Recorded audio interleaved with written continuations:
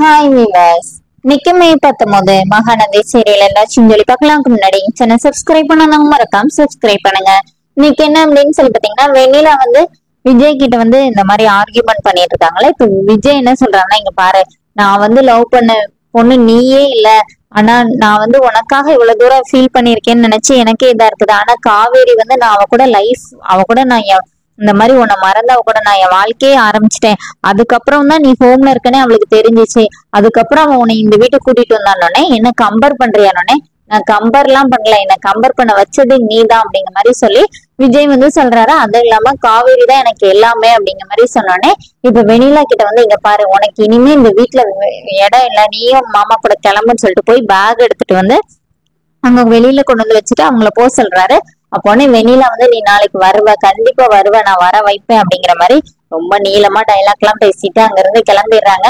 இங்க என்ன ஆகுது அப்படின்னு சொல்லி பாத்தீங்கன்னா, அடுத்த நாள் காலையில கோயில்ல அப்படியே ரெடியா நிக்கிறாங்க, மேக்கப் எல்லாம் பண்ணி எல்லாருமே ரெடியா இருக்கிறாங்க. இப்ப வெண்ணிலாவோட மாமா பசுபதிட்ட கேக்குறாங்க, கண்டிப்பா அந்த தம்பி வந்துரும்ல அப்படின்னோடனே, அதெல்லாம் கண்டிப்பா வந்துருவாரு, வராட்டி நம்மளோட அடுத்த அஸ்தி வர அன்பு உள்ள இறக்கிடுவானோடனே இப்ப அன்பு ஆமா அப்படிங்கிற மாதிரி சொல்றாரு. எல்லாருமே அதுக்காக வெயிட் பண்ணிட்டு இருக்கிறாங்க. வேகமா மீடியால இருந்து நிறைய பேர் வராங்க.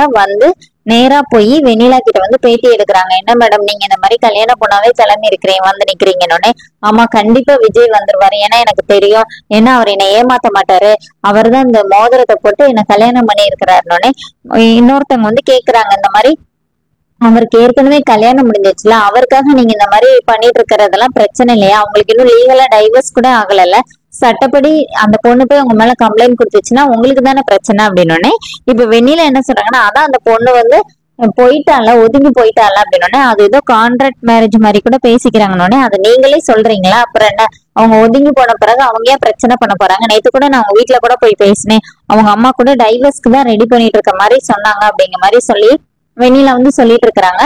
அப்ப இங்க கங்கா டிவி போடுறாங்க. டிவில இந்த நியூஸ் எல்லாமே ஓடிட்டே இருக்குது. காவேரி அவங்க பாட்டுக்கு உட்காந்து சாப்பிட்டுட்டே இருக்கிறாங்க.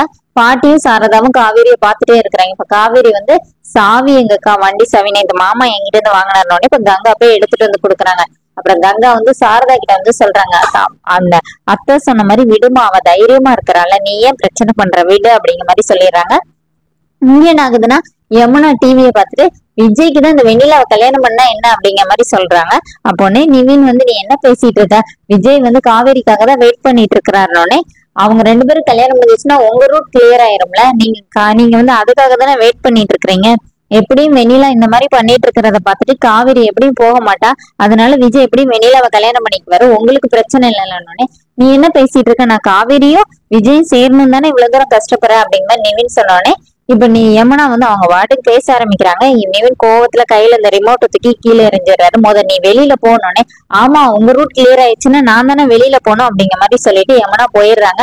அதோட என்னோட எபிசோட் ரன் பண்ணிட்டாங்க. நாளைக்கு என்ன அப்படின்னு சொல்லி பாத்தீங்கன்னா, விஜய் காவேரிக்கு கால் பண்றாரு, ஸ்பீக்கர் போடுறாரு, பக்கத்துல தாத்தா இருக்கிறாங்க. இப்ப காவேரி என்ன சொல்றாங்கன்னா, நீங்க ஒரு தெளிவான முடிவு எடுக்கணுங்கிறதுக்காண்டி தானே நான் இவ்வளவு நாள் வெயிட் பண்ணிட்டு இருந்தேன், நீங்க தான் முடிவு எடுத்துட்டீங்களா, அதுக்கப்புறம் இந்த வெண்ணிலா என்ன பண்ண நமக்கு என்ன, நம்ம வேலையை பார்ப்போம் அப்படிங்கிற மாதிரி காவேரி சொன்னோன்னே, இப்ப சரின்னு சொல்லிட்டு விஜய் இப்ப தாத்தாட்ட சொல்றாரு, பாத்தீங்களா காவேரி அப்படி நம்பிக்கையா சொல்றா, இவ்வளவு தூரம் சொல்லும் போது எனக்கு என்ன தாத்தா பயம், விடுங்க தாத்தா அப்படிங்கிற மாதிரி தாத்தா கிட்ட பேசுறாரு.